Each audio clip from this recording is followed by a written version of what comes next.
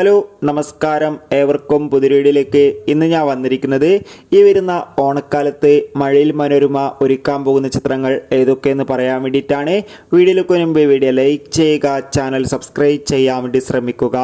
ഒന്നാമത്തെ ചിത്രമാണ് റോഷൻ മാത്യു, ദർശന രാജേന്ദ്രൻ എന്നിവയ്ക്ക് പ്രധാന കഥാപാത്രങ്ങളായെത്തിയ പാരഡൈസ് എന്ന ചിത്രം. ജൂലൈ 26 ചിത്രം മനോരമ എക്സ് എന്ന OTT പ്ലാറ്റ്ഫോമിലൂടെ OTT റിലീസ് ചെയ്യും. തുടർന്ന് മഴയിൽ മനോരമയിലൂടെ സംപ്രേഷണം ചെയ്യും. രണ്ടാമത്തെ ചിത്രമാണ് ദിലീപ്, ധർമ്മജൻ, ജോണി ആൻ്റണി എന്നിവയ്ക്ക് പ്രധാന കഥാപാത്രങ്ങളായ പവി കെയർ ടേക്കർ എന്ന ചിത്രം ഈ വരുന്ന ഓണക്കാലത്ത് മഴയിൽ മനോരമയിൽ സംപ്രേഷണം ചെയ്യുന്നുണ്ട്.